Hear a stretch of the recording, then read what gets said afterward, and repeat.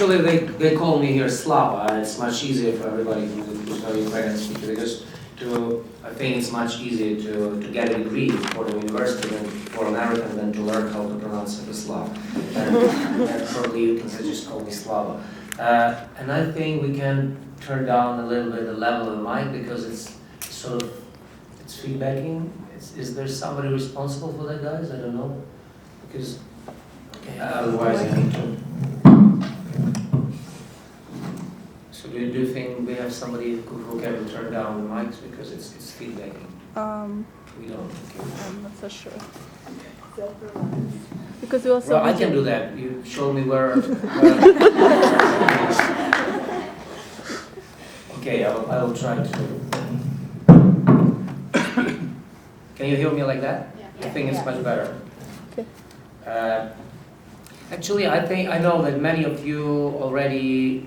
I don't remember my face, though I think that many of you attended my lecture and our Q&A session at Columbia University a couple of weeks ago, a month ago, something, I believe. So I will try not to repeat those that key issues I've been presenting there, but still will be focused on probably generally the same topic. Elena kindly, advised me to change the topic to more, something connected with younger civil society. So I did it, and probably my most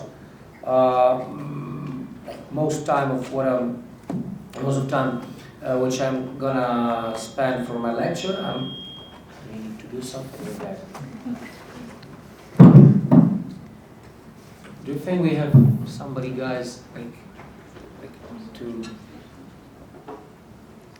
change it? Just turn it. You know how to do that? Because it's like feedbacking. You're just.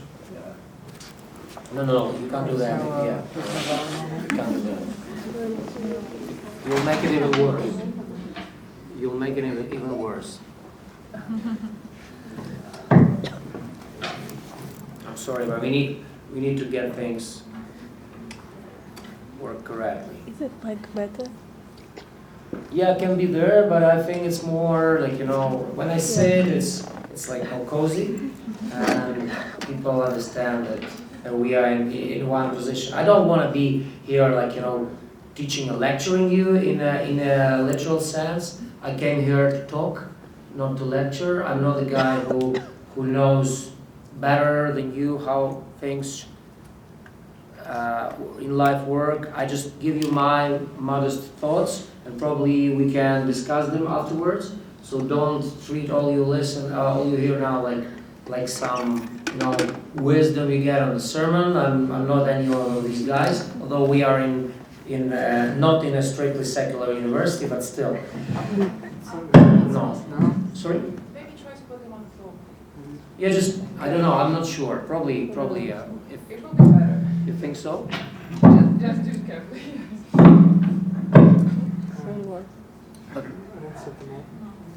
Okay. At least it's not feedbacking now. So, can you hear me like right now? Yeah. Okay. So, I'll start. So I'm going to talk about civil society.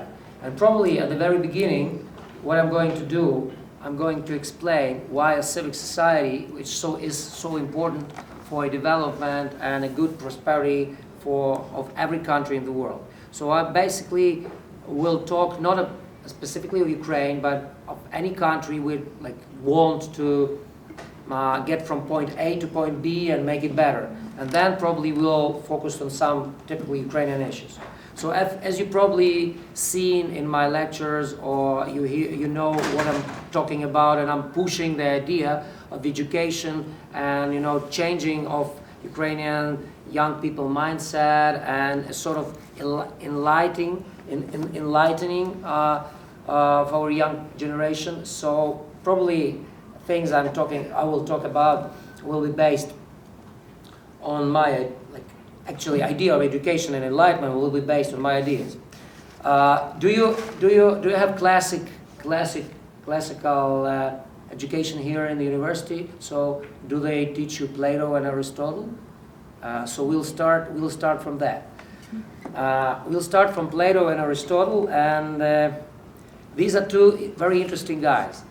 Although Aristotle was a sort of disciple or just probably like a student of Plato, but he proposed completely different approach to life and different ideas that his teacher Plato did.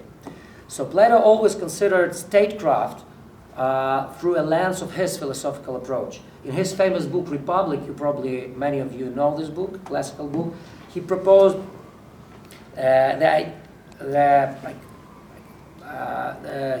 the concept of ideal state. All changes in his ideas basically are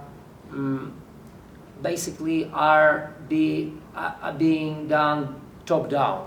So the idea is that you have somebody, some divine force or some wise force or some like world wisdom which drive these things, and from top down you can build a good state, good republic. He argues that both tyranny and autocracy and democracy all are bad. He always thinks that some of these, state types are,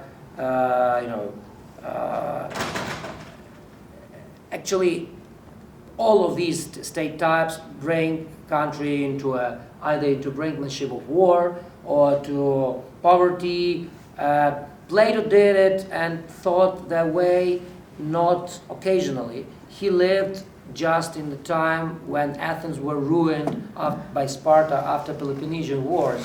And actually it was a normal thing to understand that Athens as democracy was a bad idea because they were ruined, and Sparta as autocracy was also a bad idea because they were enemy. So he wanted to find his own way, and he said actually that power of wise men or aristocracy is the best way to build a prosperous society, prosperous country. But it should be implemented with the power of somebody from top down, having these good ideas, these wise men, and they should live in a good society, and then probably in a couple of steps, in a couple of generations, with these rules, implementing top down, you'll come to this good society. Aristotle, in his book Politics, describes completely different view. He says, describes a household as a key to prosperity. So he brings the idea of bottom-up movement when he says that a household is the main cell of a society, and when the household is doing well, and many households do well, they together make or create a good society, a good prosperous country.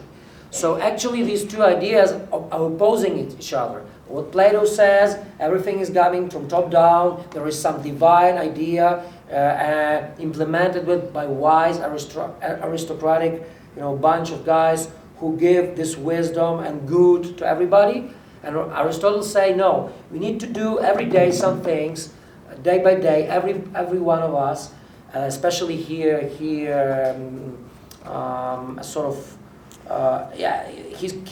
key idea was a household, which is a family.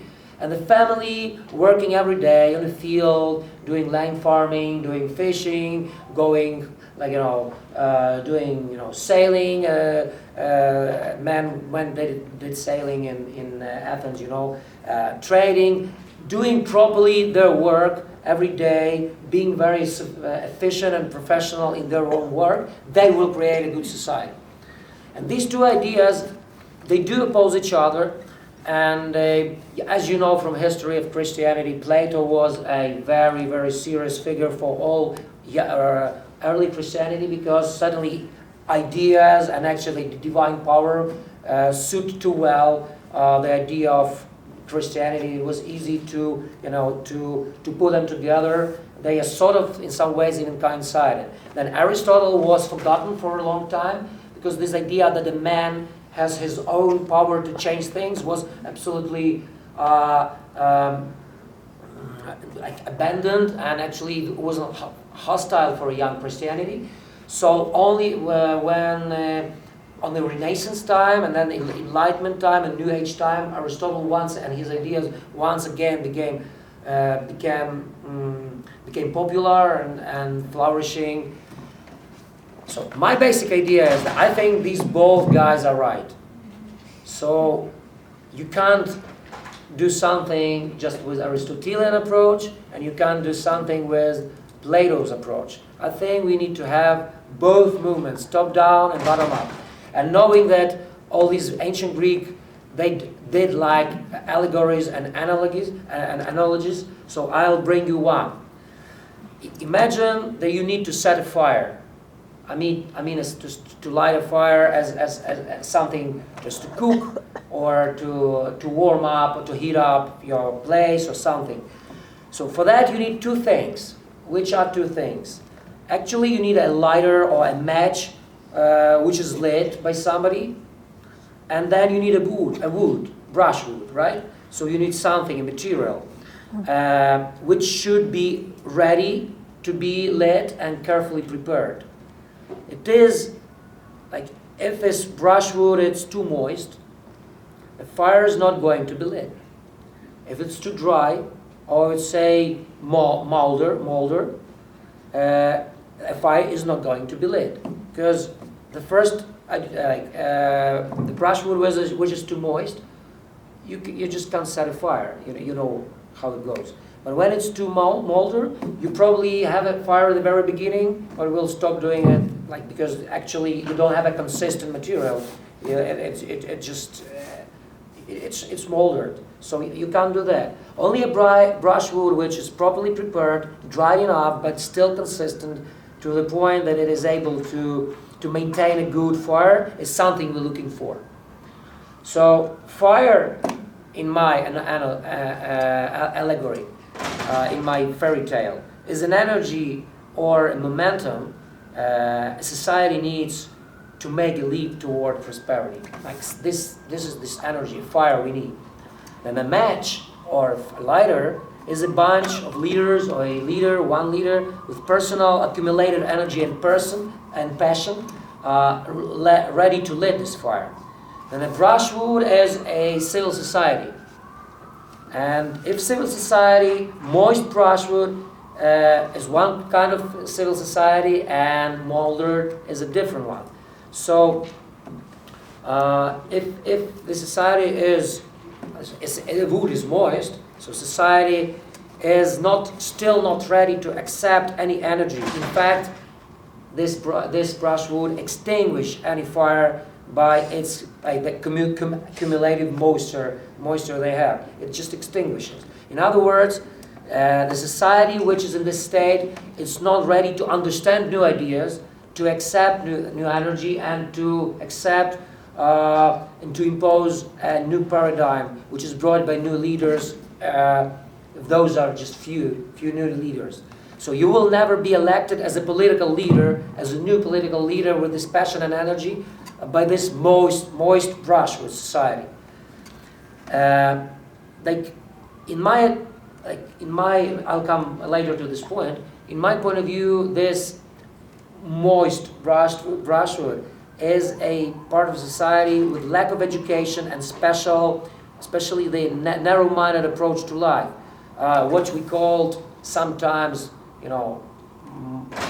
moya chata z kraju, which is like, it's not my business, and it's too premature society, not ready for accepting these leaders.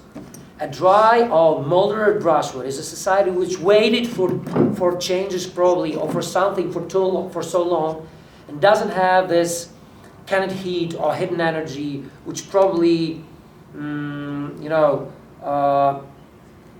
this is a society which longed or waited for so long for changes to happen, and they are already demoralized or distrusted or afraid of something, because they had so many bad examples in their life, so they are already not ready for something new.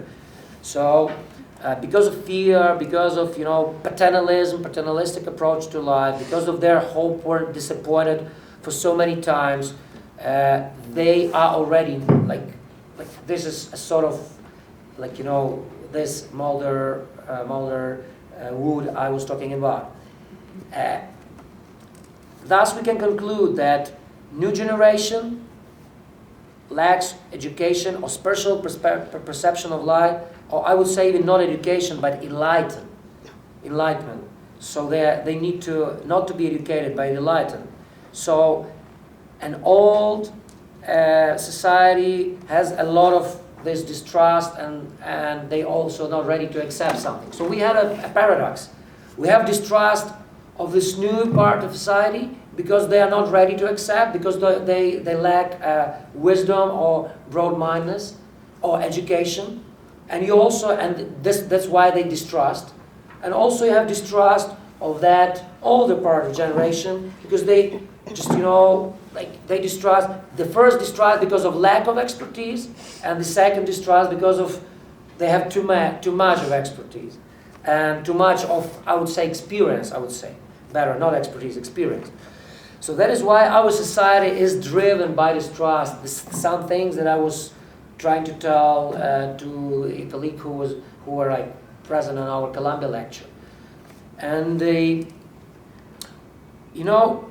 But the good thing is, although you cannot turn a molder brushwood back into a proper one, but you can change. That means you cannot change older generation, and probably you don't need to do that, and you don't need to blame this generation for being something not ready to accept new ideas, because these people had lived their life for so long. They did a lot of hard work. Sometimes it's just not their. They were put into the, under circumstances where they were, like, you know, forced to live their way. So actually I wouldn't blame somebody of these people who are not ready for some new changes for that. So but the truth, the wisdom is that you can't turn this old wood into a proper one, or molder wood in a proper one. You can't do it. Like, that's something that doesn't exist in nature. But you can convert a moist brushwood into a good one, and a proper one, just drying it out gradually up to the point it's ready to be lit. And to dry it out, it means to educate, or more importantly, to enlighten this new society. So what we need is two things, and I probably will put it there. A good bunch of leaders who are committed. Do we have like some? Yeah, there was a. There? So what do we need? We need both top-down, which is a good bunch of leaders who are committed, who are daring, who are educated, who have strong stamina, who are ready to be this match or this lighter, name it. That's the first thing. And then we need to have this proper wood, proper brushwood, which is educated and ready for new changes and ready to be led in civil society.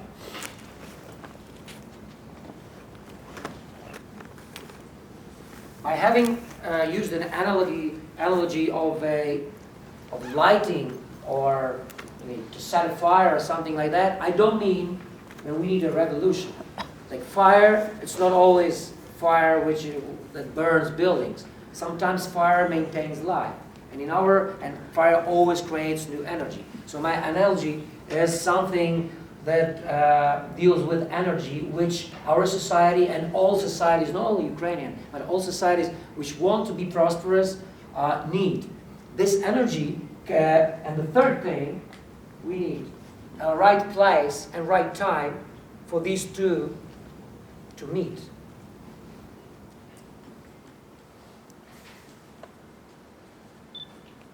So,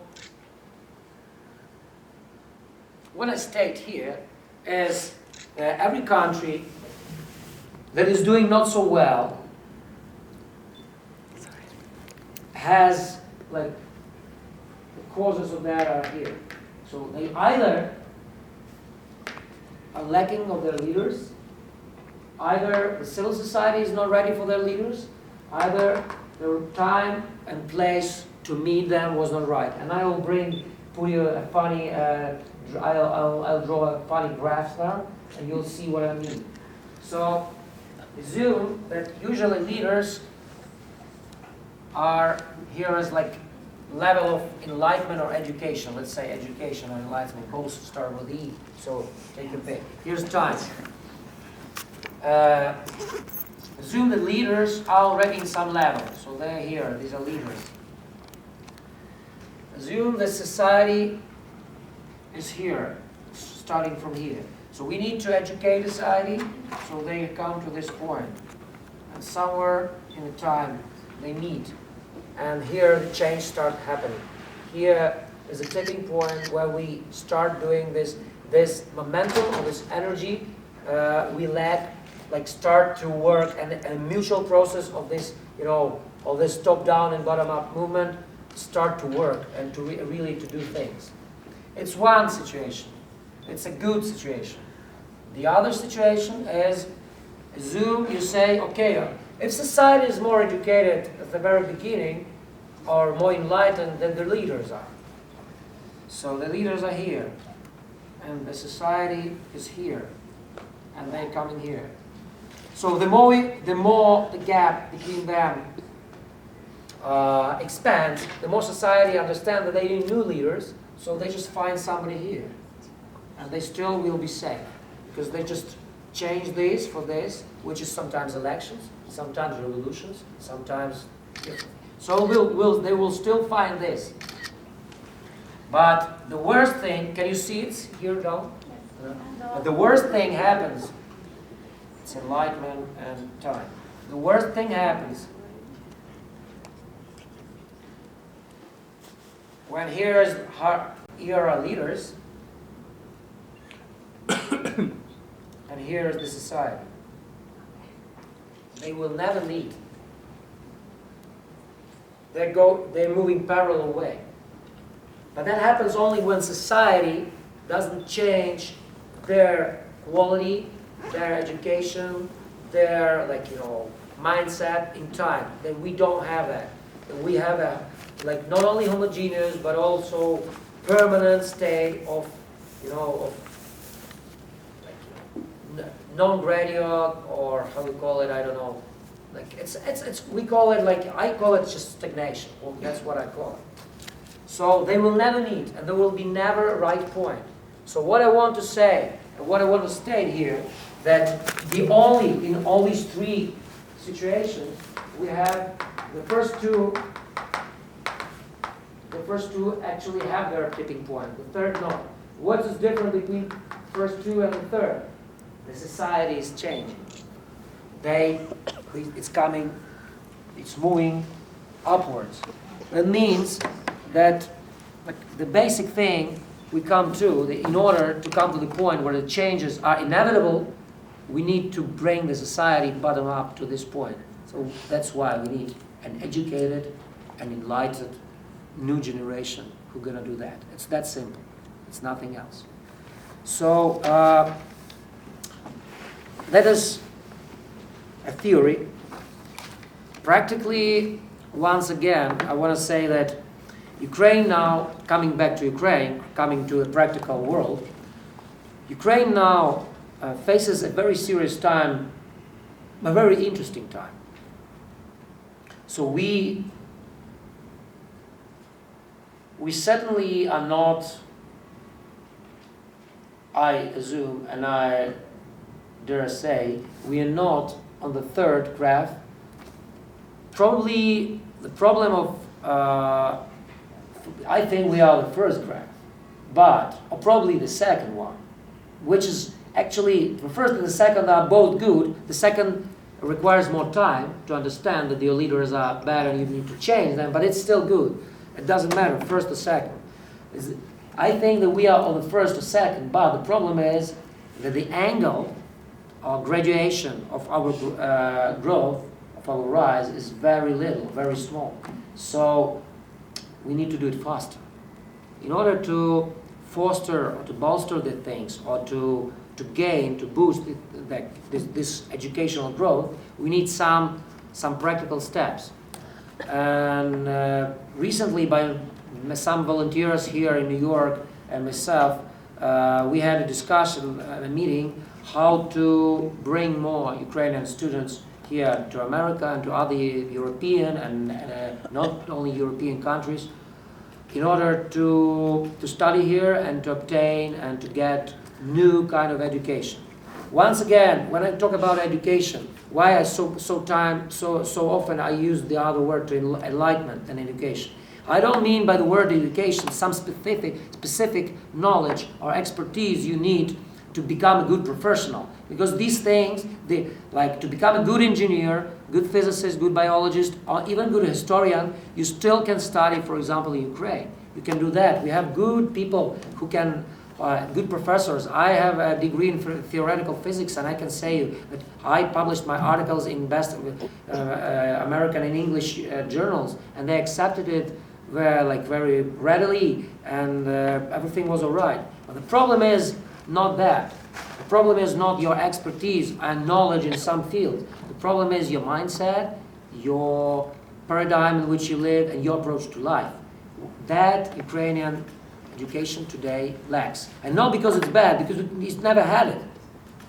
This approach to life, which is absolutely normal, typical, and conventional wisdom here in the West, had been created by a long period of time, during a long period of time, by many centuries or many generations of people, and there were so many mistakes and goods and bad things, and finally, probably in like hundreds of, sometimes in 1,000 of years, Western Europe at the end of 17th, 18th century came to these ideas and brought into life this set of values we now call Western values, in which prosperous societies of the West are living.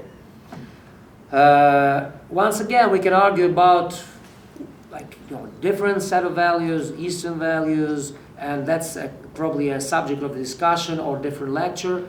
But still, we see now that this approach to life, this mindset that we have here in America or Western Europe or some countries in other parts of the world which are actually, touched or even saturated with these Western values, like countries of the Commonwealth or countries of Southeast Eastern Asia, like Hong Kong and Singapore, or Japan, who were a sort of, following up all these Western societies. We still lack that in Ukraine. So in order to achieve that, we need process of how they call it in atomic physics, they enrich uranium. We need to enrich this uranium we have already. Because I believe the Ukrainian nation has a lot of talented people, has a great potential, has a great land, has actually we have a very good starting points and starting conditions. The only thing we lack is this specific and very successful and very distinct approach to life, which Ukrainians, because of many things, history, of upbringing, of culture, or whatever, name it, lack or didn't have. And my idea is just to, using famous words of Ronald Reagan, to tear down this wall. The wall that Ukraine is surrounded by. Outside this wall, we have this Western approach to life, which brings you suddenly material prosperity, but also some way makes people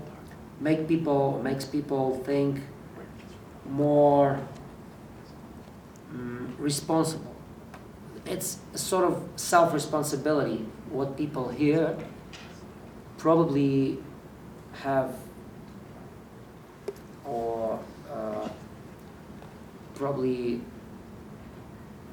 possess to a higher degree than in Ukraine. And to do that, practically we can have different things. First, we can bring a lot of students here, America, Britain, France, Germany, like, all other prosperous countries. Secondly, we also can bring, not necessarily Ukrainian students should come here. We can also organize the process, a mutual process of coming, professionals, scholars, students from other parts of the world to Ukraine as well. Especially the good idea is to invite, for example, American or English-speaking volunteers to students to come to Ukraine and to become teachers of English language for kindergartens or schools. And also we can invite famous, distinguished scholars and professors to give their lectures and to learn our people not only remotely but being there face to face. This is a very complicated and a very slow process, but we need to start at least now, because when we talk about, for example, sometimes I hear argument what America can do for Ukraine, being a sort of formally and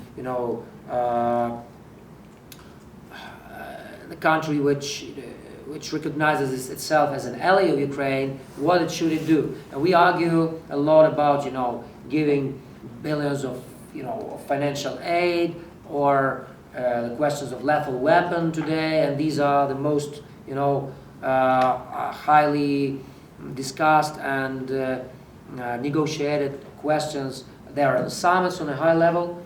But I wonder why nobody talks about bringing 5,000 or 10,000 bright Ukrainian students with level of English. First of all, provide them with a good level of English, and then bring them here to study. When somebody says to me, and it's something that can be backed and can be supported by American government as well, and at least it's much more, noble aid than to say. So I imagine like the President of the United States staying on a lawn of near the White House and saying that we help Ukraine by this way, bringing the best of their students here, and everybody applauding. It's not something that you say, we need to provide them with javelins because half of the world will be angry, and the half of the world will say, you're once again doing this, providing, imposing this militaristic approach. So I understand that leaders are not ready when they ask for weapons, but what about education? I think it's much more serious and much more strategic, long-range strategic weapons or missile than any other missile we're talking about.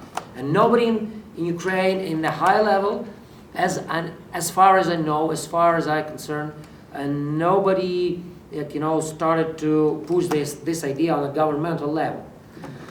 But coming back to bottom-up movement, what I want to say that probably we don't need to wait for that, and we need to start doing things little by little ourselves. Probably not in thousands of students or young people, but in units or tens or dozens or hundreds. Probably we can do something. So my basic idea is for everybody yourself is that this new kind of mindset is what Ukraine now needs. And one big problem that we have is that many, and it's probably the last thing I want to stop by and emphasize, coming back for this volunteering movement in Ukraine. We have a lot of volunteers, and especially last couple of years after Revolution of Dignity and after all turmoil and the war in the East, we see this growth and development of volunteering movement. These people are passionate, but not always consistent enough, and they are passionate but not patient enough to do things gradually, day by day, for years. They want to help today. They are ready to work. They are ready to do something, but sometimes they, as all this, young moist wood, they just lack of many things, of know-how, of this new approach. They still distrust government, which is absolutely obvious. They sometimes distrust themselves. They don't think that they can do things. They're not they're still not that strong. So we need to encourage these people. We need to inspire them. The best way of encouragement is like to give them some new tool set or some new perception. They will use that and they will be more successful. Because these volunteers are passionable but not consistent enough. But then you have professionals who know what to do in their life, and they're shrewd enough, but they don't see a light at the end of the tunnel, and then they say, come on, I don't see the point of doing something for my country. I'll better do something for my life. I'm consistent, I'm self-responsible, so I'll go, for example, to the United States, some other country, I'll get myself educated, I'll get a degree, I'll change my life, and I'll forget about Ukraine because just this country is dead for me. I mean, I can do something for my life, for my family here, and it's a completely new life, and I just don't care. So we have these two part of people, and we can't change this second approach. So if you have this second kind of people, it's something that it's their mind. They are educated enough, they know what they want in life, but you will never, persuade them to change and to become, really voluntary, coming back and to start things from the very beginning. But these first people, these passionate young volunteers who are there in Ukraine, who can do something, who want to do something, they just lack sometimes the strength of character, sometimes of these new possibilities you guys have here. So they will be ready to come back and to do something. They just need this push, this boost. So I want to help them. I want to help these kind of people. And sometimes I'm told, okay, you bring all these young students, 80% of them will stay here. Okay, so what? The 20% make difference. If you bring 500 people, probably 20%, it's like 100 people, it won't make a big difference. But if you bring 5,000 or 10,000 people, 2,000 people coming, it's passionate, with strong stamina, already with different approach to life, ready to work every day, like American pioneers in 18th or 19th century conquering West, they will do the stuff. They will change things. And we need these people. So I truly believe that without these people, all longing and all, hopes for somebody in Plato's idealistic approach, somebody to come, some wise man to come and to change us, I don't believe that. That's not gonna happen, guys. That never happens in any societies. Look at the history of all societies which started rapidly to change. It was always two of these lines on the graph which map. So my sentence or my main idea to you is that if you want and I understand that for 60-70% here, Ukraine is a motherland and is a country where you're from. If you want your country to be prosperous, here are two things. Recipe has two points. First, encourage, inspire, and help as many of your brothers and sisters come here or other countries and educate themselves. Secondly, change, which is probably much more difficult, change your perception of life and just understand that not only your life matters personally, but also the life of your countries. And do something. Come back and do something. You'll make a difference, guys. That's what I want to say. Probably it's a little bit tough and a little bit not the things you were ready for, but at least it's honest. It's something that here inside. So sorry for that. By these words, I'm going to finish. The last thing I want to say, that here in the United States, I'm so encouraged to meet every day so many people who care about Ukraine, good Ukrainian people, good Americans, good people from other countries who care about Ukraine and who are so keen and encouraged to do something for this country, that makes me my optimism. they make it, flourishing. So I think that that's a very good news. So I will come back to my country with this idea that it's only a beginning of this new road that Ukraine has. And I strongly believe that only when these two lines, this bunch of good leaders who gonna sacrifice their lives and who gonna be passionate and energetic and inspiring, and though also this big new vast amount of new representatives of civil society of Ukrainians, when they meet at that point, the miracle or the magic is gonna happen.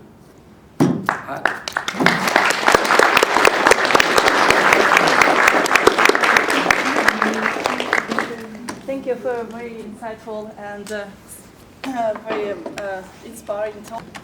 I would. I'm obviously one of the older people here. How many people here are immigrants from Ukraine? All right. This was actually by far the best talk that Svyatoslav gave. But we can do something here in New York City that is actually quite spectacular, that will help. New York City will give you all the millions of dollars you need to create a Ukrainian lycée. And it's a charter movement in New York City, and all you have to do is organize yourself. In fact, there are even American organizations that will organize yourself.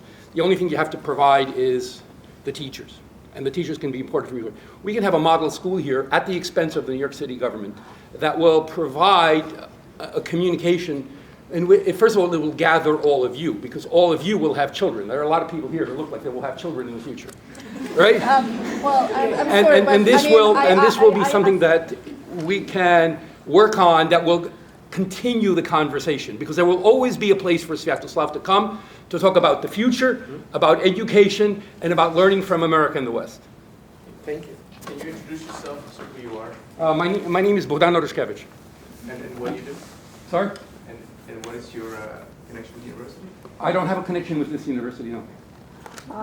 Okay, maybe just for a change, since there are so few people of non-Ukrainian descent, maybe I will try to, just to give them the privilege of asking the question. If they have any. No? It sounds Nobody like has. discrimination, so I'd like Yeah, I don't know about Fordham, but probably like we in Yale now, warn very much all these things, all these discriminational things. It's like we are very cautious on that, and I think that's a very important thing, that we live in, and we are now in the society which is absolutely homogeneous from moral, ethical point of view, and we need to have this sort of this society to build in Ukraine as well. Yeah, I didn't mean to be exclusive. Yeah. I just wanted to broaden the conversation. My name is Maria. I'm a Fordham graduate. I graduated from Fordham Law School last May. I'm from Lviv, Ukraine, and I graduated from the same high school as Svyatoslav. So, we have very much in common. And my question is, now your fellowship is going to an end. Oh, and I did human rights at Fordham too. So, your fellowship is coming to an end because you graduated only for the fall semester, and you have a foundation, People of the Future. After you finish your fellowship, do you have any new project in your mind that you want to found and that you want to do some charity thing, and the huge thing that you do so far for Ukrainians? And I have one more question regarding the schemes and tables that you gave. What do you think, what is the time frame for Ukraine, for its leaders and society to meet finally? Thank you for these two wonderful questions. First question, yes, I do run a foundation which is called People of the Future, and we basically started it up as a foundation with primary goal of helping on educational issues. Unfortunately, the war changed our plans, and we now deal mostly with direct aid to hospitals, to people who suffer from aftermath and consequences of war. and it sort of, slowed our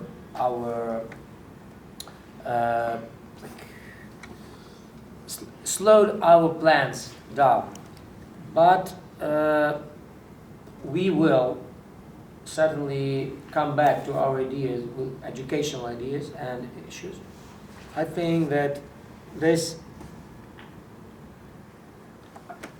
exchange of students, I will put it, or exchange of scholars, students, and specialists between West and Ukraine, Ukrainian world and Western world, this will be something that we will be focused on, and there will be a field of our main basic, interest. I can't say you now what will be the specific plan, but for sure I'm already inspired, and we like these things, like bringing Ukrainian students here, bringing Americans or Europeans or people from other countries. It's very important that I'm not only focused on America, to Ukraine, and having this mutual process of exchange constant. This is my primary goal. Time frame. The second question.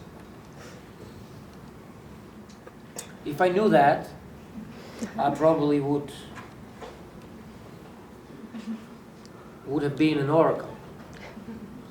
But I gave you here a theory which I truly believe is 100% correct.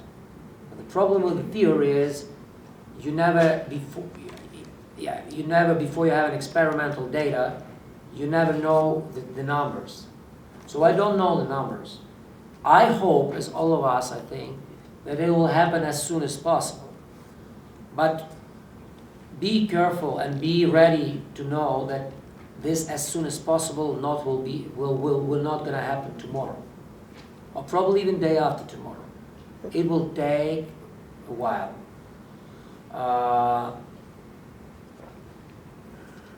I don't know, in a good, optimistic approach, 5-10 years. In pessimistic approach, generation or two. But the truth, the wisdom is that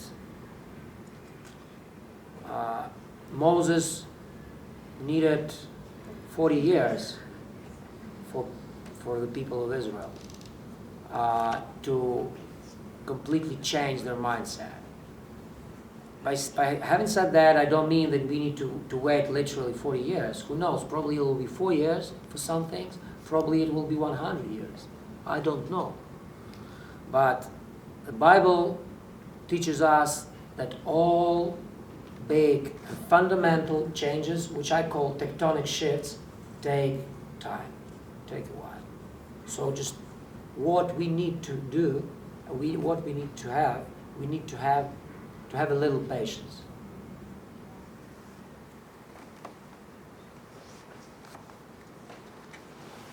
Except for the patience, what also do we need?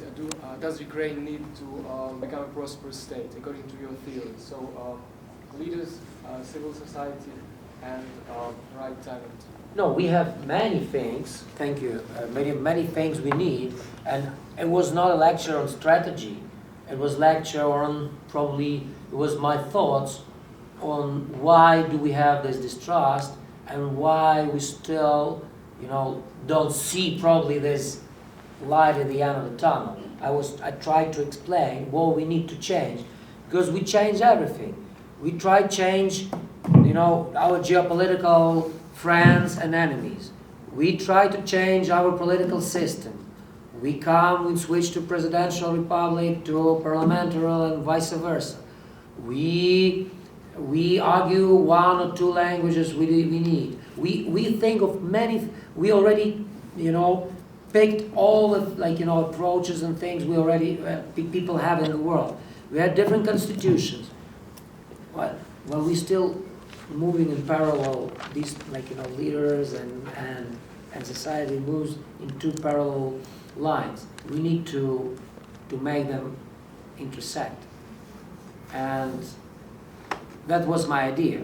But we need many things. If we can call about, have you been to Colombia when I spoke? So probably I can shortly come back to say that we need to change our mindset, which for purposes of which we need education. But this mindset, these 5 points, I have somewhere here.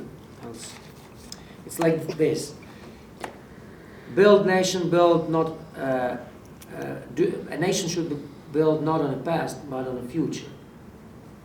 1. Second, there is no enemies, there is no friends. There are no enemies, no friends. There are only interests. 3rd, be aware and cautious of your geographic and geostrategic position. It's not gonna change. Like, you can't move plains, mountains, borders, and nations. They are there and they will be still there. Then civil society. It's one of the things I was talking about. 100% of involvement of civil society. And the 5th one, all the strategies you do need to support sustainability. You need to be sure, whatever you do, whatever step you make, gradually you need to move forward. No move back, only forward. Doesn't matter, is it 1 millimeter, 1 feet, or or a mile? Doesn't matter. Just go forward. Every step of your every issue, every point of your strategy should be subject to this approach.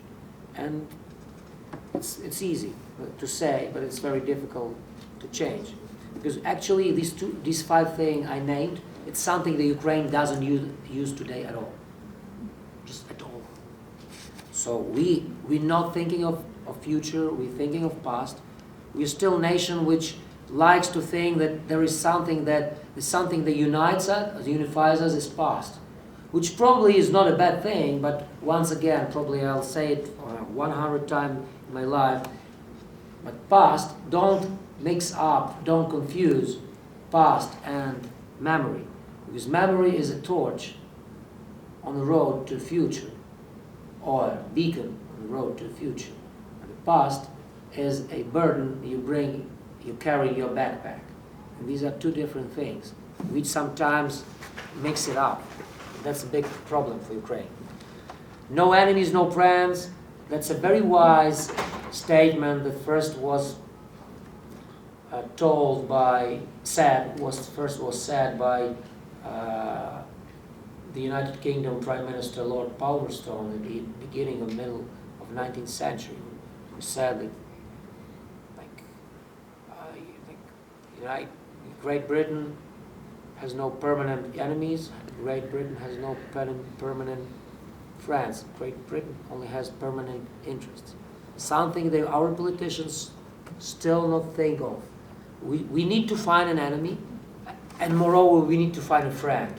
We are so lonely, as you know, as a young teenager girl without her boyfriend. We need somebody, We're so lonely. We don't have friends. We feel bad.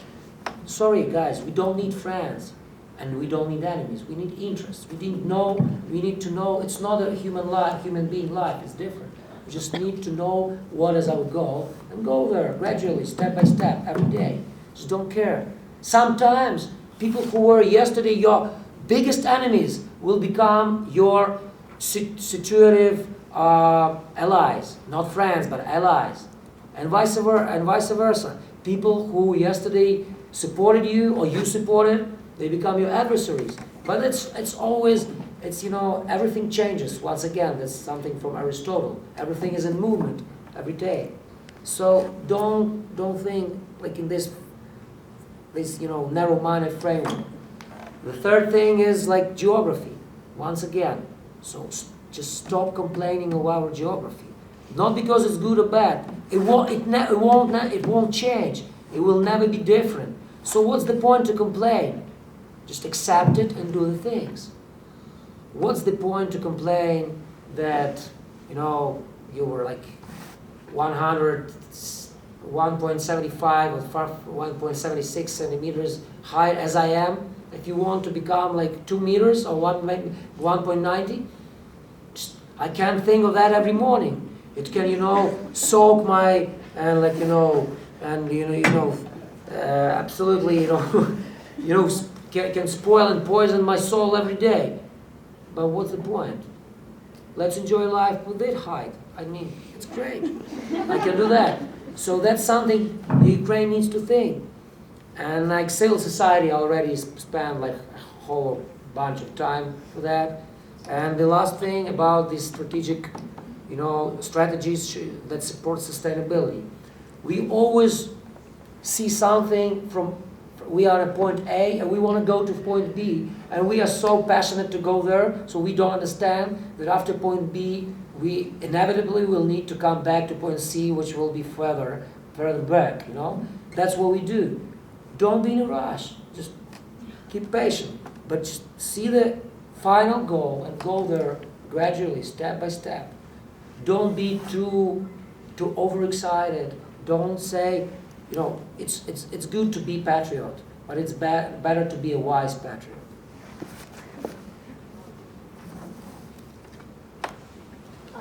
Hi, my name is Olena. I'm from Orlovka, Donetsk Oblast. First of all, I live in New Haven and I teach foreign policy at University of New Haven. First of all, thank you so much for being here. Thank you for your energy. You contacted me you got in touch with me to meet. Sorry for not having that. Yeah, the reason why Slava came here is because I contacted. No. Thank you so much. I just can't even say enough about the energy and the enthusiasm that you bring, and the way you mobilize and inspire people.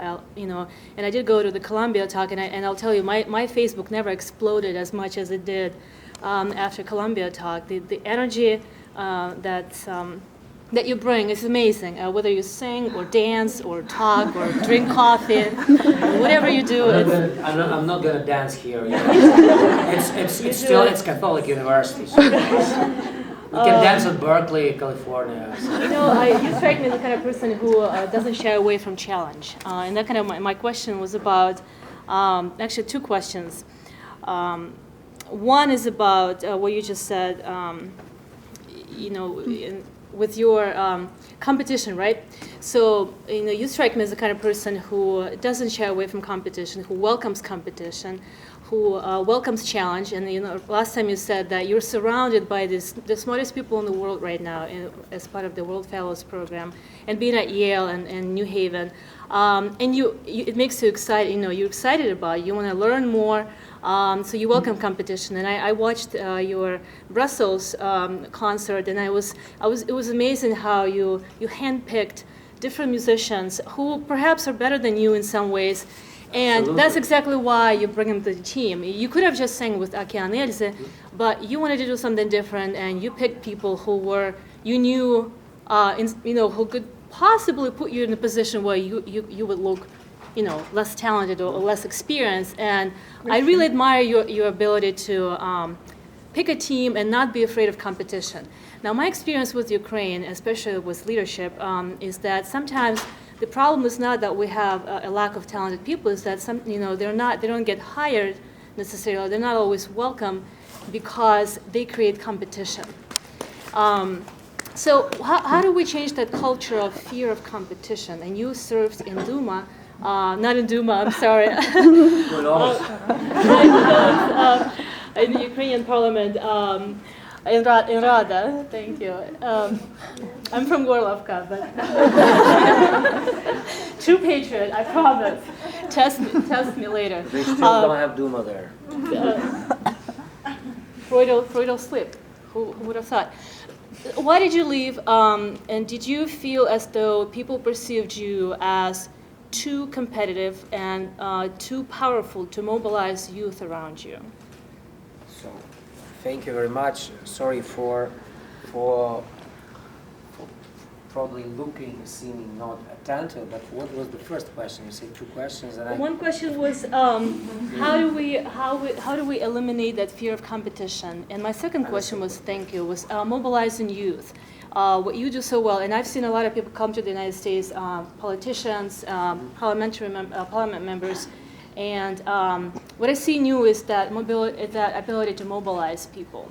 Would you encourage your partners in crime, your other artists like yourself? I know Ruslana does some of social activism, but would you encourage other musicians to do similar things that you do, to utilize their power to mobilize young people the way you do, and not just care about pop music and business? I'll try from the second question.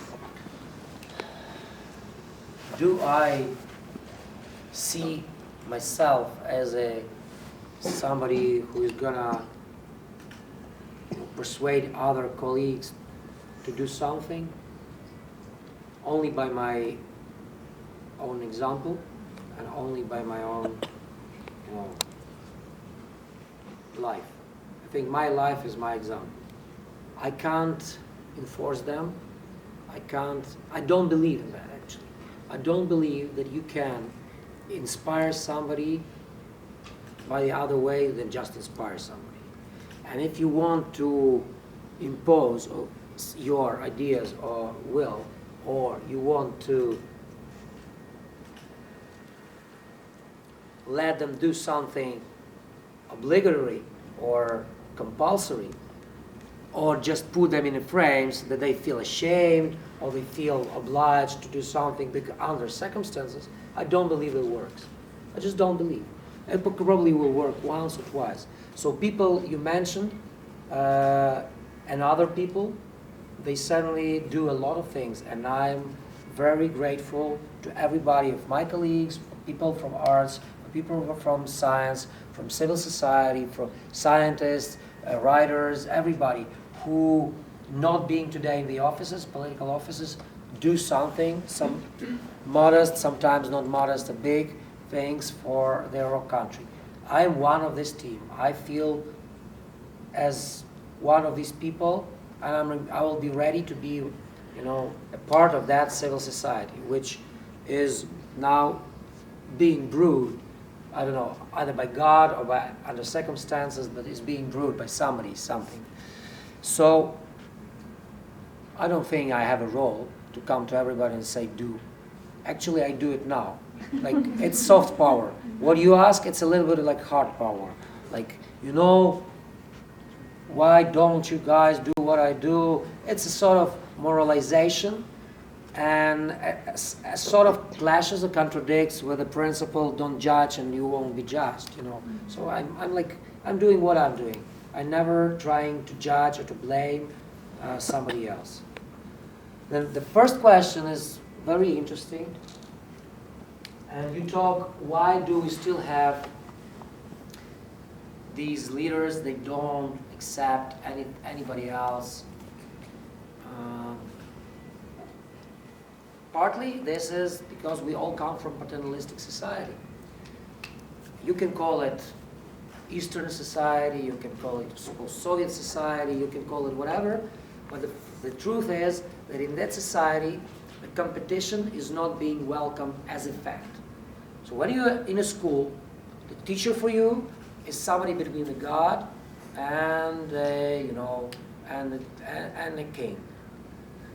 And your teacher in America is like your mate, your buddy, who is probably a little bit more experienced or older, so probably, not every time, but probably he knows better. But it doesn't mean that he always knows better, so your main primary task is to challenge him and to question him every day. This is a different approach. That's why I want our guys to come here. This is the main thing. I don't think that Columbia or Yale know better how to write formulas than Lviv or Kiev or Kharkiv University. No. What I know, that at least the idea, the teacher and the educational process is being, provided, the people are provided with here, is more suitable for bringing this new kind of leadership. It's just better. It's more practical. It's more consistent. It's something that works better. This is it. Why don't we have that? Partly I explained it. So we need these new people. Secondly, it's also because, who knows, probably we're still either here or here. If these guys are too good for us, so we're gonna follow them up soon if we change like this. If these guys are too bad for us, we gotta understand it very quickly. We'll change them, believe me. This is my answer. Thank you.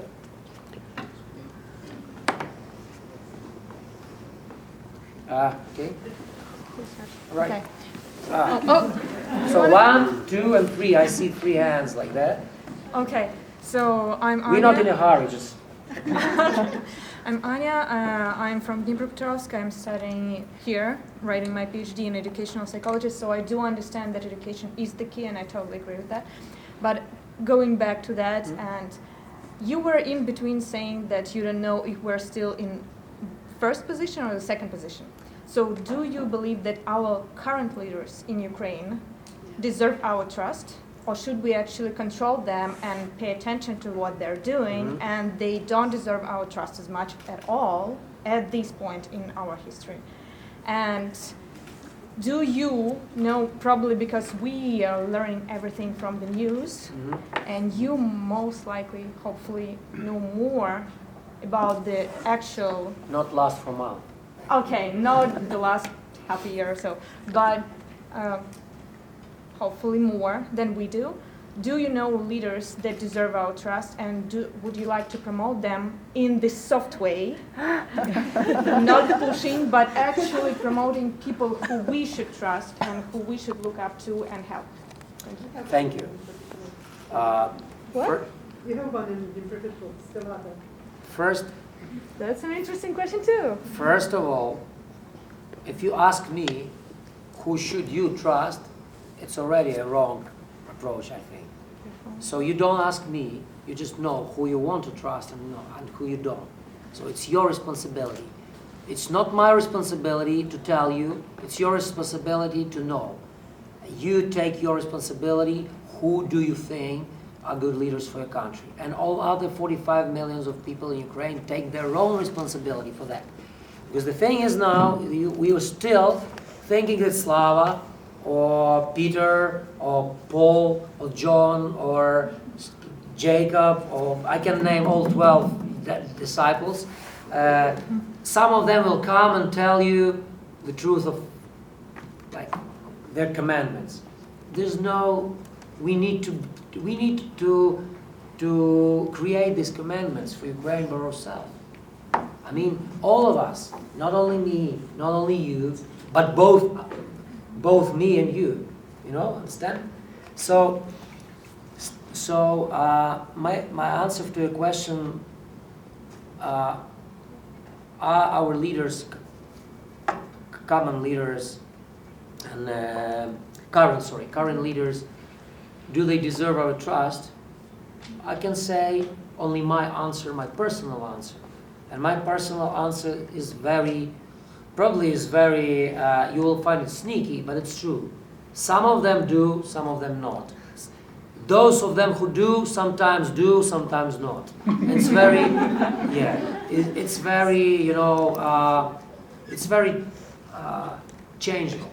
And by having said that, I don't mean that everything is either bad or either good. I mean that some things today are being done where we couldn't even imagine they could have been done like 2, 3 years ago. And it's great. Some of things that are being done, from my point of view, in my point of view, are immature, premature, not wise, and probably are wrong things to do. Some of the things that should be done are not being done. So it's like, it's very, I'm not a big supporter of any revolutions in the world. I do think that gradual evolutional steps are better.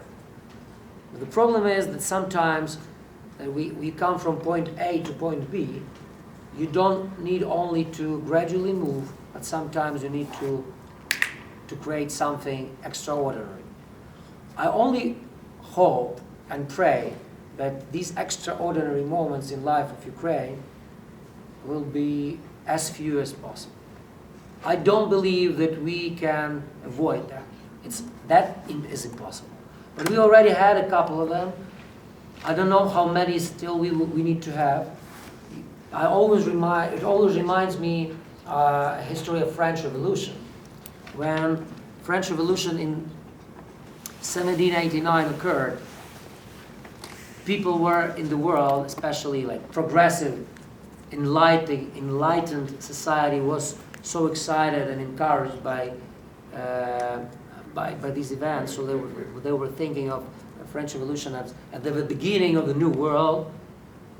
And it actually took France literally 100 years and 2 more revolutions after that, 100 years, finally to come to the point where, like, to build their society. They were dreaming from the beginning.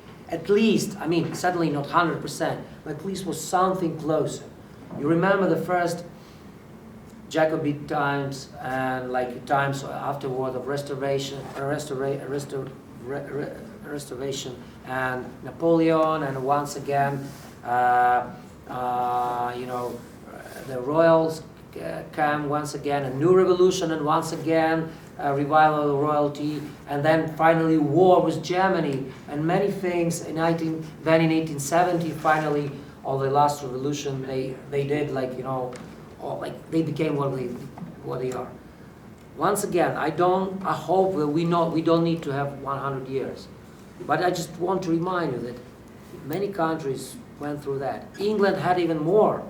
They started their changing their society in 1215 with Magna Carta, and they ended up probably in 1700 when William the Orange came from Holland and new United Kingdom, which we know now, emerged. So it took like 500 years.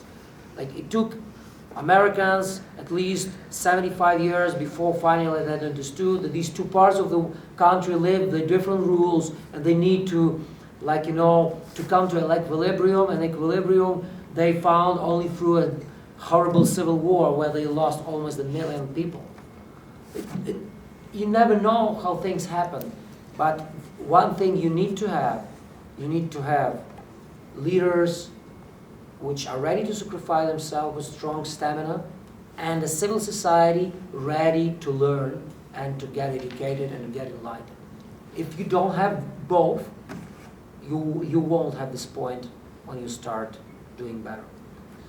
I still think we have chance. We have chance.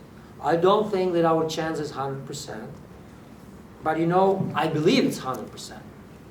I don't think, but I believe.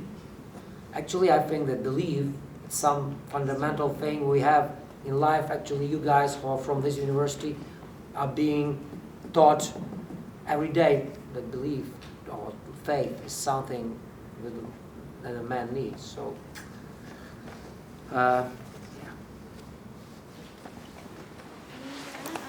From Trinity, and currently I'm residing in New York City with my family. So my question is, when you're mentioning leaders and leadership of our country, right, even the current one, they all have roots back from the Soviet era. Even the young ones, so-called young ones. And let's say about the access to foreign education. Sons and daughters of elites have access to foreign education for years. So what would be the difference? When they're coming back, they're occupying positions thanks to the connections that they have. So what would this thousand of students, exchange students, let's say, from Ukraine, what would be the way for them to make a difference and how to occupy that position? And another thing is, even though they get a position, let's say, in finance or in politics, how would they be able to survive with low pay if they're young, right? So this salary is not enough to provide for themselves, for the family, even more.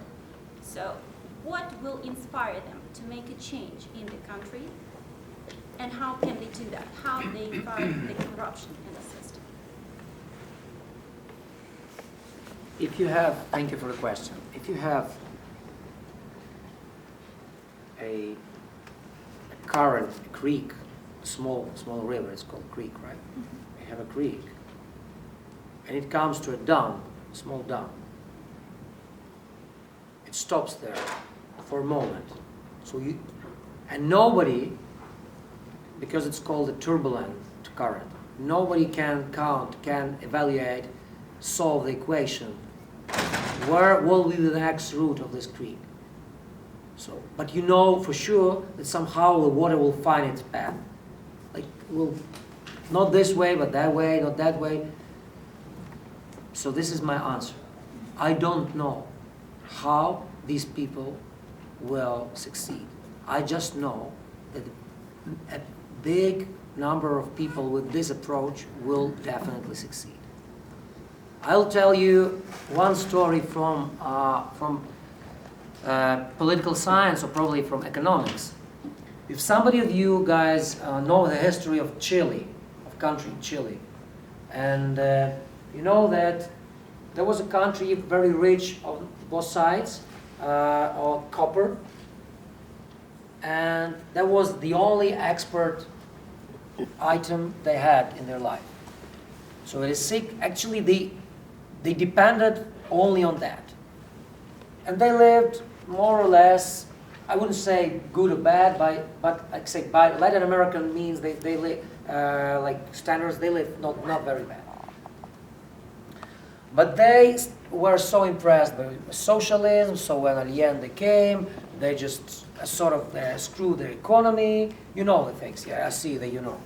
So then the guy, infamous or notorious General Pinochet came.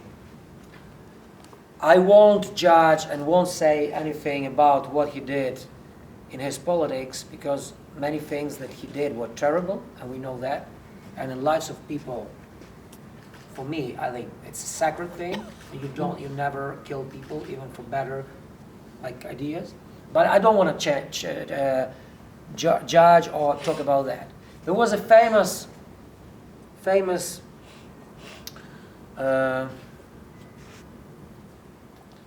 case. Somehow Americans, I don't know, you know better probably, especially Americans, they were backing this new Pinochet approach, so they were like sort of aligning with them and trying to help them or to use them, I don't know. So they imposed the idea that Pinochet should bring these educated guys from the US, and they were called Chicago boys. They were called Chicago boys. Probably they were from Chicago mostly. University of Chicago. Yeah, were from University of Chicago, right. So they came, and after a short analysis, they told to Pinochet, you know, we had a state export of copper. And it's, you know, it's very much regulated. Actually, it's 100% regulated and only dependent on state and on government will. What we need to do is to deregulate it at all and to export everything else. Rely on everything we have. Pinochet reasonably asked them a question. But what will we export? We don't have. What is the thing? What is the issue? What are the things that Chile is going to export? And the guy, I don't remember his name, he said, you know, I don't know what are we going to export. But I for surely know that we will find something. Because he believed in the approach, in a market economy. And that is my idea. You ask me a concrete question, I don't know. You're completely right that nowadays we have problems. But I know that we'll have 10,000 people, young, in their 20s or 30s people, who are educated, who are committed, who are angry in a good way, who want to change their country, they come back and they smash all these old people, all approach, all bad things that we have, and they won't ask what to do. They will come and do the things, you know. That's what I believe in. And your second question was about what? Well, they are coming. They are. Yeah, about pay. Yeah, once again, suddenly you see that these low wages is an obstacle. But look at what is happening in many places now, in Odessa Oblast and in Kiev as well, and in many others. So there are people who are willing to try, and the more people are willing to try, the bigger chances are. Suddenly, if the level of wage for you is in the same, is a reason of the same magnitude as the desire to change a country, then probably you're not the right person for that. All Christ's disciples were ready to suffer a lot in order to do some things. We can't change the country with approach, I'll wait if they give me $5,000 of bucks. It doesn't work. And I believe the more people, and people are people. I mean, everybody, I always say we all are weak as human beings. So it's not bad that somebody wants good salary and somebody thinks that's a good reason not to come back because he has not a good salary. It's good, it's normal. The thing is, we don't need normal people. We need different people. And if we have 5,000 normal people, I believe that 100 or 200 from them will be just this extraordinary. It's always like that. Thank you. Maybe the last question, yeah? There was a question there, I believe. My name is Larissa. I'm originally from Ivano-Frankivsk. Now I'm living here in New York. The project I'm working right now is I'm trying to revive Ukrainian Academy of Art and Sciences. Why? It was created in the 50s by people who came from Ukraine and through Europe. And they were well educated, they wanted to do something for Ukraine. They tried to create Little Ukraine in the United States, in New York. Now, those people, mostly 70, 80, 90 years old, most of them died. So I'm trying to involve more younger people in those organizations. My question is, how do you see diaspora and people who establish their life here can help Ukraine and can help your project? Because what you were saying, let's bring young people here, they will get their education and they will go back to Ukraine, or bring American to Ukraine and just those exchange. What do you see people who live here, Ukrainian people who live here, can do? First of all, thank you for this question. First of all, we all can do together many things. And I think from both sides, if we have efforts from both sides, it's better than we have efforts from only each of the sides, which are not connected with each other. So we can and need to work jointly. Already people and organizations with whom I met, I still, please allow me not to name all of them because we are just in a process of just, creating some ideas. So I met for 3 months, during the last 3 months, many interesting people who proposed their help, and some of them and me, we together tried to find the best way to push this idea and to make it move forward. When I think in the nearest future, I don't know, give us a couple of months, probably a month or 2 or 3, I don't know. I don't want to be in a rush, actually. I don't want to, be lazy, but I don't want to be in a rush. Let us come up with this idea, this basic idea of what we want to do in concrete steps, and what is the plan, and how is it going to be implemented. And then probably many of you guys can enjoy that. The more of us will be there, the better the result will be. And regarding diaspora, I fully respect and admire and I'm fully grateful for all efforts Ukrainian diaspora has been doing for all these years, not only the last 50 years or 60, but starting from 1880s when they started to come here. All of them, especially in these central Canadian places, we have, nowadays we have descendants of these, first immigrants who still speak Ukrainian 100 years after. And new generations and people who came as political refugees after World War II, everybody, all of them, and people who came in the next 30 years. So all of them, little by little, do something. So I say thanks to all of them. The only little issue that I'm concerned with is sometimes it feels like these people, many of these people, I wouldn't say all, they still see Ukraine in a framework of a typical turn of the 20th century approach of a nation state which is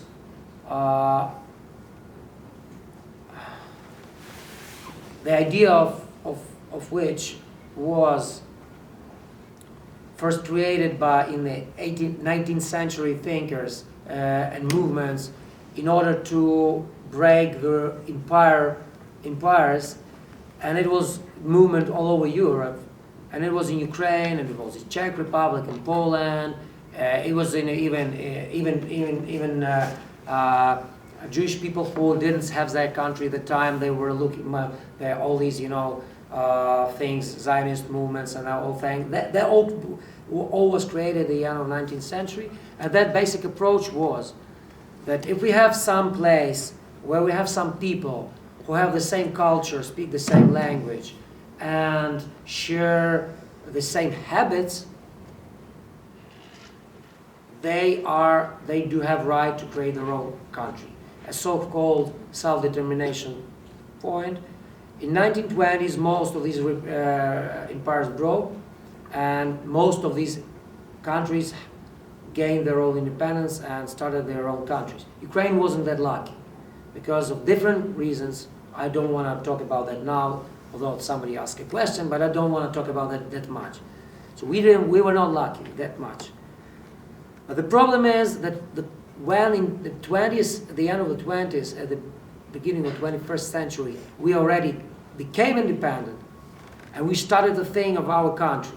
Many still think of a new state-nation, Ukrainian nation state, in this framework or approach of the beginning of the 20th century, which is, from my point of view, not a proper one today.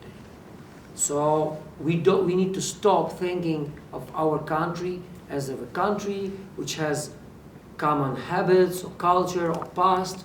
We don't have that anymore. I mean, we have that, but it was something in the past. We need to build a country. And that country, it's just a territory with these people who share their future and want to share common values. This is what we need to talk about today. And sometimes I feel, thank you, sometimes I feel that people who left Ukraine many, many years ago are still not very happy with that. I know that is a controversial things for many, what I say, but I want us to build a country, a real state nation. America was built by many nationalities, by many people coming from all over the world who shared common values. Ukraine has a chance to build a country of different people with different past, from different cultural approaches, from different, many things, but still living together and sharing common values and having common future. That's what we need to build. And I want all of us to see this as a main idea of building Ukraine. I will tell you even more, I will be even more daring. I don't believe that the other approach today is possible. I don't believe that without the approach, Ukraine is going to survive.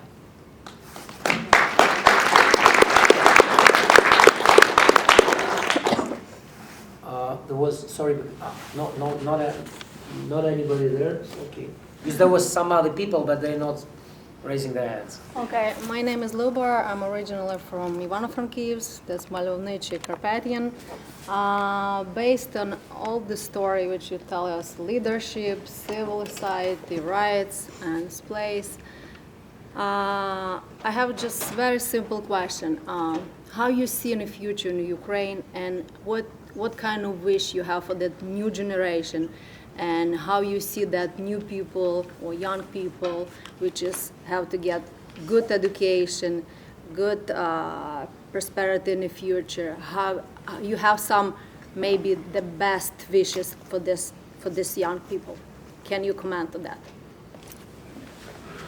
May you specify your question a little bit? So How what do you mean, can see from this moment, for example, right now it's so hard situation in Ukraine, and how you can see in the future from this moment until 100 years from this moment, how you can predict, how you can see that, for example, 10 years, for example, doesn't matter the numbers. 1,000 years. Maybe you have some wish, or you have some unique wishes for that people who can grow up in Ukraine and move to Ukraine from Ukraine to United States and to get better education, better opportunity in life. Do you have some wish for that people? My wish is very simple: to hold on, to stay strong, to not to give up, both mentally and literally and spiritually. I really do believe that these people, not only those who come to America or to other countries to educate themselves, but generally these new people, this new kind of people, self-responsible, ready to risk, ready to fight, ready to sacrifice, ready to commit themselves, and also knowing how to do that. These will be this new kind of leaders and new kind of people who will change the country. One more thing, actually two more observations that I want to share with you is, we are talking about Ukraine here a lot. We must remember that today we live in a different world, which is so much, I would say, interchangeable. It's so much. Thomas Friedman from Washington Post says it. He wrote the book, "The World is Flat." So we live in a flat world where it's not enough to be a part of your country anymore. You need to be both a man of your country and a man of the world. And 100 years ago, it still worked. Although even 100 years ago, countries like United Kingdom or America, or these big internationally important nations, states, they already had different approach. But nowadays, it's not only desirable, it's just impossible to think differently. So what we need is also to broaden up our horizons. We need to stop thinking with in the framework of our border, national border. We need to think of all processes that are going on in the world. You ask me about 10, 15, 20 years, people can't predict what is going to be in the world in 20 years because the world is being changed so quickly. It's changing so quickly. And what we need to do, we need to run fast. Because if we run slow, we'll be behind. And as you understand, now with the problem of sustainability in the world, everybody want to be in the world, want to be as prosperous as Switzerland, Norway, or America. Everybody. But you know, to be as prosperous as Switzerland or America, you need to consume and to use as much as America. And if the world is going to use as much or consume as much as America, it's not going to survive. I mean, we can't do that. It's just not enough room, energy, and capacities in the world to maintain the growth for all over the world. That means that somebody will be left behind. I don't want Ukraine to be left behind. Okay, so Yeah. so maybe last question, because afterwards we need to vacate the room. There will be another event held here. Okay, so we need to stop at 3:30, right? Yeah. So it's like 3:20. So we have very short. If somebody else has some questions, 1, 2, and 3. Okay, 3 questions. One from that side. Somebody. Okay. 1, 2, 3. Let's first. No. Okay. I'm just here, go here, international studies major, concentrating in Europe because of Ukraine. I just wanted to know what enlightenment looks like to you, because I think it looks different to all of us. Like just what you're looking at in terms of education and enlightenment for the future. May I then ask you, what is it for you? So probably so I can. Well, you're talking about Western Europe and the United States a lot, and I don't necessarily think, well, they have two very different, they both lead to very different examples, and I don't necessarily agree with either of them personally. I think that there's a new future coming, but I'm also only 20 years old, so I've got a lot longer to go. A little bit louder, Oh, please. sorry, I've got a lot, like, I'm only 20 years old, so enlightenment to me looks a lot different than to adults, because I've got a lot longer to change things in my own country and in the world, in my life. But how it looks? Okay, so what's different? Well, you're looking at the Western Europe and the United States for sending students abroad. And they have, like I said, they have two very different examples in terms of governance, in terms of lifestyle and culture, and what you're looking to bring to Ukraine in terms of that. So, I still don't get what you mean. like, you're saying you're... You say, okay, you always say what I say, what you do think. Okay. Well, for instance, I think that taking standpoints in globalism, and like you just answered the last question, would be a good move. It's something that a lot of different parts of Europe still haven't had access to, as well as many other countries in the world haven't had the ability to reach out yet on the scale that the United States and a lot of Western Europe has. But is that all you're looking at? Like the ability to access the world and be a part of the whole world? You say that you disagree with, like, you know, this Western approach. Do you have some different ones? So that's what I say. I think, for instance, I lived here my whole life. I think we have a long way to go as a country in terms of Sorry? social issues. A little bit louder. Sorry, in terms like the United States, I've lived here my whole life, Yeah. and I think that we have a lot to do in terms of social issues. So I think that we need to be enlightened in that aspect. Absolutely right. But what is wrong in Western values, I mean? Oh no, I'm not saying there's anything wrong. I'm just asking what you're looking to take from it. Okay, now I see the question. Finally. Okay, that's a good question. I don't think that to live the life that Americans or some countries in Europe, because they are different, live is a panacea for Ukraine. We certainly need to have our own approach. And certainly we will have, because every country in the world is unique and was built under different conditions and different circumstances, and suddenly we don't have even two unique states. And some states are even being changed. States are always like, you don't have permanent states. Like the idea of a state is only like 400 years old. I mean, before that we had a completely different map. So you're right. So in the case of, like, you don't need to focus and to ape somebody, and I don't want to ape somebody. When I say about what I like, for example, in Western approach, I formulated it probably very simply. I like the way they they learn young people to question things. For example, you question me. You say that you don't agree. You're probably one of very few people who was there to say that you disagree with me here in this audience. And I just want everybody to have something to disagree with me and to say something different, because then we will have joint result, which from my point of view is much better than something imposed in a Plato sense for a wise Slava or wise somebody else to everybody else to be accepted.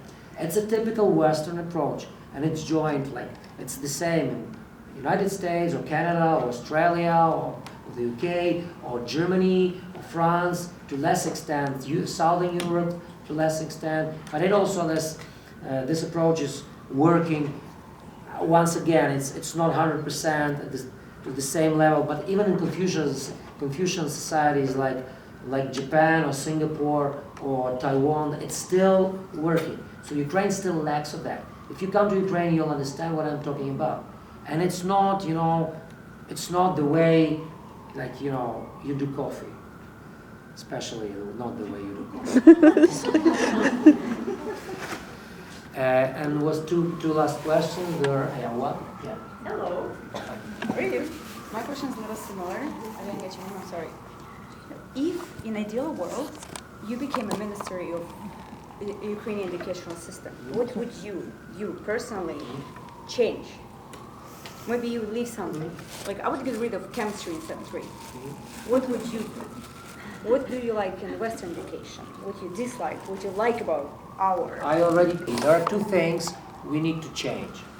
And both of these two things are not like specific things like subjects, as a approach, a framework. So the first thing, we need to diminish a line or a gap between teacher and pupil. Because I think in today's world, if earlier teacher was necessary to give you an information, because he was a source of information and you were not. So in order to get information, you were to listen to her, because he was your Google or Wikipedia. And nowadays, you don't need that from teachers. I mean, you have everything in Google or Wikipedia, you just don't need that. So what do you need? Teacher needs to find a way to extract from you what is your best. And it's the second approach, the second thing we need to change. So a part of the gap, of the diminishing of the gap, we also need to change what we give to our children. We should stop giving them just an information, because today information worth nothing. It's free of charge, it's cheap, it's everywhere. You just go and grab it. I mean, it's much cheaper than coffee at Starbucks. You go and grab it, it's free of charge. You go and it's there. While probably suddenly you need to go learn how to read, to be like literacy. It's not an issue, especially when we talk about Ukraine. We are one of the most literate countries in the world. So we already are the point we can have our information we want to have. And I don't think that it's the worst thing that the child, and especially somebody in his adolescent years, is going to have a freedom of choice what information to choose. Sometimes it's the better information, so you need a sort of, to pilot them, but only to pilot, not to impose things. But the second most important change we need to do is not to give an information. Teacher need to have an ability to get a talent, to extract a talent from a child. Before the children or before pupils, by the time they finish their high school, they need to know what is their strongest in. What is that their signature dish, So everybody in the class should know that I'm good at that. I'm a dancer. I'm very plastic. I'm good in sciences. I can do math.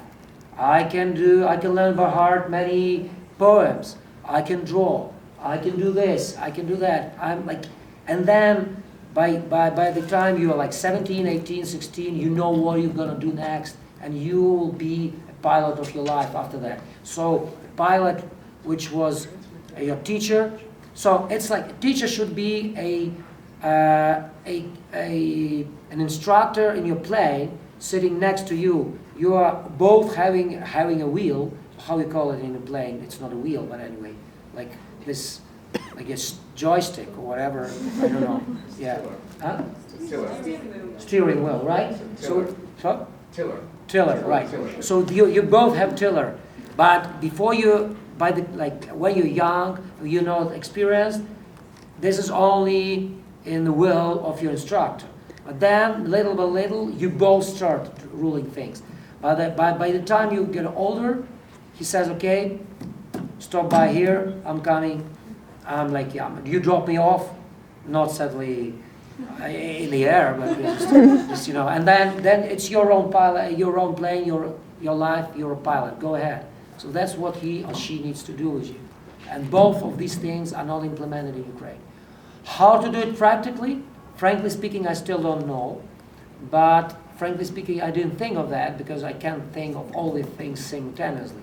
So I'm not running for the office of the Ministry of Education so far, and probably I won't ever, because my job is to raise questions and probably to inspire people, I think. But I think there are many people who are much better executives than I am, so let them do the job. And the last question. Yeah, okay. Life here in the States. You mentioned the importance of attracting foreign professionals, but as a foreign professional who has no connections to Ukraine or Ukrainian community, I would personally not know where to turn to offer my help. I know plenty of resources where I can offer my financial resources, but not a single resource where I can offer my professional experience. So have you thought of, or will you think of creating a single resource where Absolutely. Foreign professionals can turn as individuals to offer whatever you were talking about? Thank you very much. That's a very good question for a last question. Actually, if to talk about that fundamentally, that's the job of the government. But we are not, not losing our perspective or losing our focus on these things. So we will not only think of bringing students from Ukraine to America, or some students or volunteers from America to Ukraine. Actually, the second is very important as well. That's what, for example, Georgians did with the English language. They brought a lot of, well, Georgia is not very big, but they got a lot of volunteer American students who were willing to go there and just to teach Georgian children English. And it was a great thing to do, because if you are 18 and 20, you're still beginning your life, you don't ask for $5,000 in a month like a salary, you just do it fun. And it's come to go to a different country and also to do some good job, do good things, because children here are being taught that to do charity is good. It's a very typical Protestant approach to life. You just need to do something. And they are willing to help. But the hardest thing is to attract really professionals who can do something. There are some ambassadors of Ukraine here in the States I know who has nothing to do with Ukraine. Some of these people are very helpful and are very committed in things to help Ukraine. You need to find them, to dig a little bit, and you see how many of them. For example, one of the professors in my class on the decision making was a Nobel Prize winner in economics, a professor of Chicago University, Roger Myerson, who has no links to Ukraine, but he has a lot of things to do with Ukraine. He has links with many Ukrainian new people who want to rebuild the country. He participates in building this concept of decentralization, which is very vital for Ukraine now, in some economic things, and even I see how committed and how he thinks that's important for him. So people like him, so probably you won't find thousands of that people, but at least you can find tens and probably hundreds of these people. You just need to find, somebody needs to be responsible for that. So I think we're gonna find this way our way to find these people and to, as you say, to create a platform or, I don't know, call it, I don't know, application, whatever, to let this happen. And it's very important. Guys, thank you everybody for coming here.